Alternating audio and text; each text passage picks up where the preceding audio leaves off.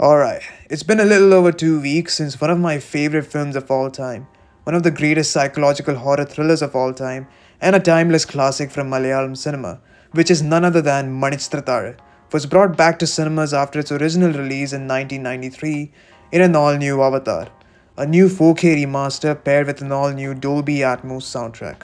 Growing up, this was the first feature film I have ever seen as a 1 or 2 year old toddler, and this was my window to cinema as a whole. And the first time I watched it was on VCD, where the film was split into two CDs. Since then, I have watched this film 100 plus times across various formats, including VCD, DVD, TV, and streaming. This film continues to be telecasted more than a dozen times every year on Malayalam TV channels like Asianet and Asianet Movies, and I've caught the film every single time possible. And when it was not on TV, the film is available for free on YouTube and even Hotstar and Amazon Prime Video with English subtitles. Yeah, that should be a viable explanation to explain how extremely crazy I am for this film.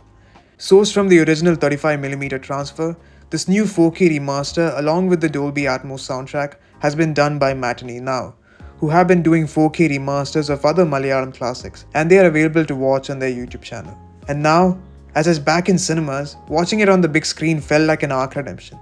It was magical, to say the least. As I've said, I've watched this film way too many times on the small screen, but on the big screen, the experience was on a whole new level, especially because I watched this on a PLF screen. Now, PLF stands for Premium Large Format. Essentially, this is not your standard theatrical experience. A majority of the cinema halls around the world have scope screens installed. There are a total of 3 PLF screens in Kerala: the PVR PXL at Forum Mall Kochi, the Epic Q at Galaxy Cinemas and Highlight Mall Kozhikode, and the PVR IMAX at Lulu Mall Trivandrum, making this the first Malayalam film to be screened at an IMAX theatre.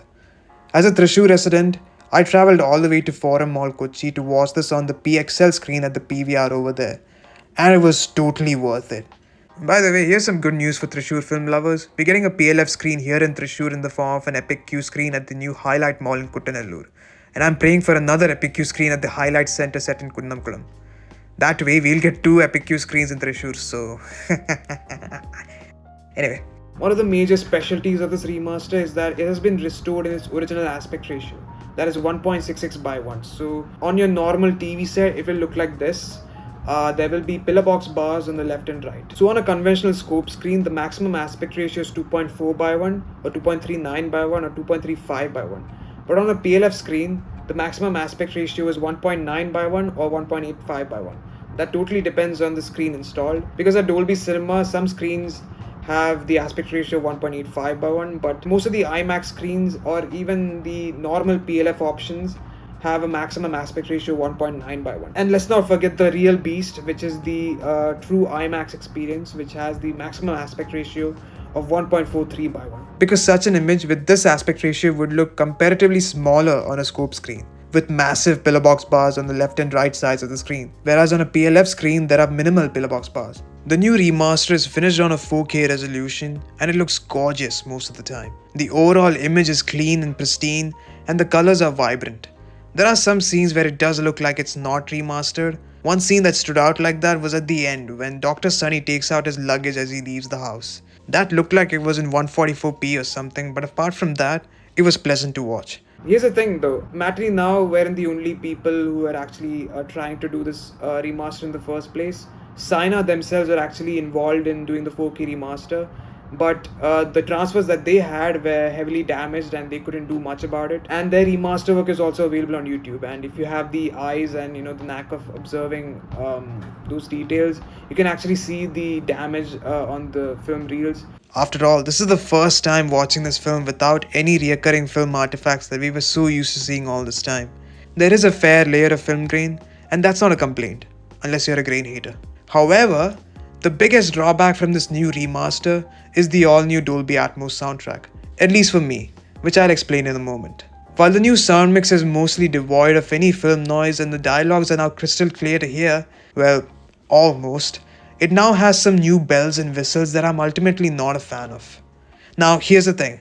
I have watched this film 100 plus times, so I'm riding on a wave of nostalgia here. But the background score by Johnson is a major factor behind the eerie and spooky nature of the film, along with the original minimal use of sound effects. and a sense of subtlety that contributes to the overall atmosphere and makes it all the more scary and anxiety inducing. Okay, that's a bit too far, but you get my point.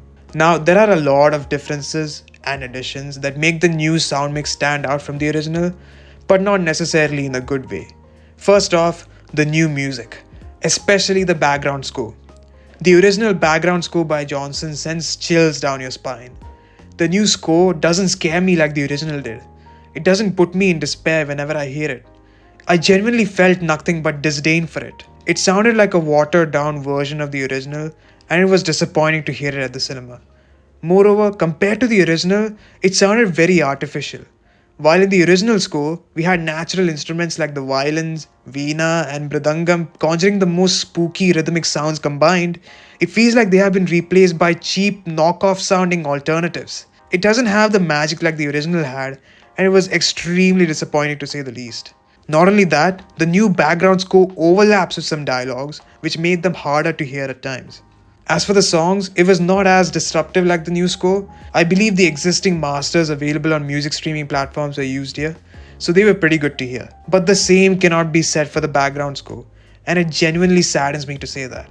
Next up is the relentless use of modern horror sound effects. One of the most prevalent ones that you'll hear is the dramatic wine boom type sound effect that you hear in your usual TV soap opera, like this.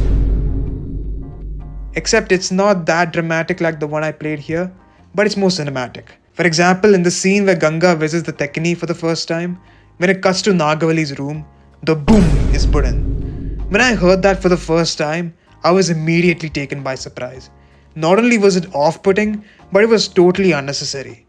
Another example is when Dr. Sunny comes back after visiting the Tekini for the first time, he meets Chandu on the ground floor. When it cuts to Chandu's silhouette in the shadows, you hear that boom again. And when Ganga transforms into Nagavali in that famous scene that always scares the crap out of me and I end up crying, that boom was heard again. Every single time that sound came up, I was like audibly saying, why? Just why? Like, okay, I get it. You want to add some tension to it, some extra gravitas to the scene, but they were not even needed in the first place. Even without these sound effects, it would have been much more scarier. Here, it literally felt like I was watching a horror soap opera on Asianet instead of the real deal. Hell, it even reminded me of the parodies.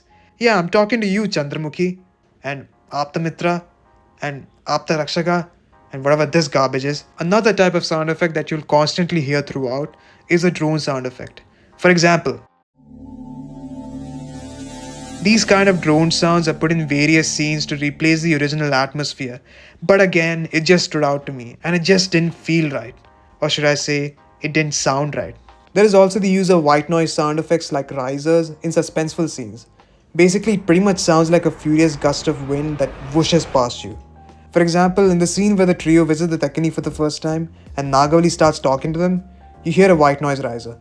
And in the scene where Nagavali chases Alli, or right before the chase starts actually, you get a riser too. It is also used to transition to new scenes. There are instances where existing sound effects from the original were either changed or even doubled down for dramatic purposes. This is something that won't bother a lot of people, but it kinda did for me. In the scene where Dr. Sunny visits the Tekini for the first time, when he hits the door with his fist, the sound of the hit sounds very normal in the original. But in the new mix, it's more louder and has more reverb.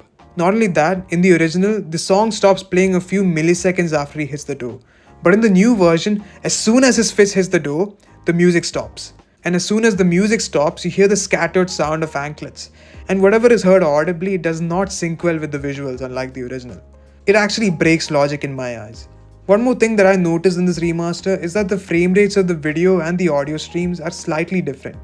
And what happens in the end is that the audio runs slower than the video. For example, in the two scenes where Dr. Sunny visits the Tekini at night, we hear two different variants of the Urumurai song. In the original, the whole song is played out before it's cut off, but in the remaster, they are cut off way earlier than usual. And that's pretty much it. That's everything different and new in this all new audio mix compared to the original. Were they even necessary? Was this new sound mix even worth it? In my opinion, absolutely not. The new sound effects, background score, and the logic breaking additions and changes to existing effects were off-putting and unnecessary at best, and kills the magic that the original had. The fact that the original never even needed these new effects to be scary in the first place makes it all the more superior. And I totally understand if no one notices or even cares about all that I mentioned, especially when this remaster is meant to introduce present and future generations to this timeless classic. But this film means a lot to me, and the fact that it's been done like this doesn't sit well with me at all. And I'm pretty sure all these differences will be more visible when you do a side by side comparison of the original and new sound mixes once the remaster comes up on Sign Play eventually.